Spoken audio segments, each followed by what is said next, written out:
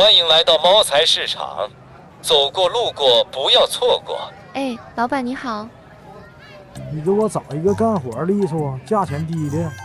这边优先推荐我们1万小哥，只工作不摸鱼。别看长这么壮，一天却只需要吃1颗猫粮，脸上的赘肉给老板提供满满的安全感，干活绝对利索。看上去就是一副睡不醒的样子，打算白蹭工时偷偷睡觉吧？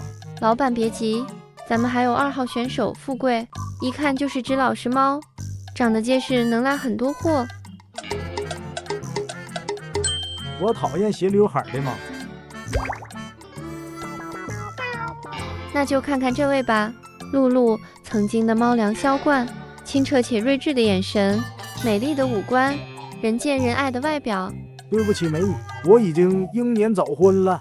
普信猫，你这里根本没有猫财，都是奇才，招进公司铁定破产。溜了溜了。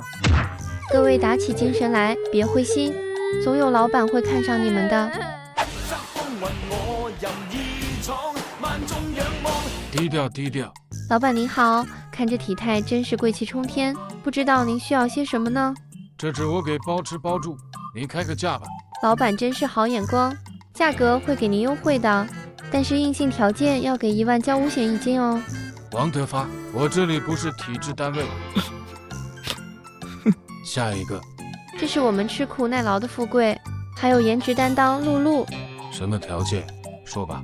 小猫咪们的要求很简单，除了基本的福利待遇，工作环境和工作氛围一定要到位哦。为了员工的身心健康，定期团建也还是不能少哦。呵呵，那到底是我养它们还是它们养我啊？这很难评，我祝你成功吧。等着吧，我的猫咪未来一定会发光发热的。欢迎来到三猫大吃喵莱坞直播间。白老板，我这3只猫咪不错吧？多亏了你这3只猫，让我今年登顶了喵部媳妇猫排行榜。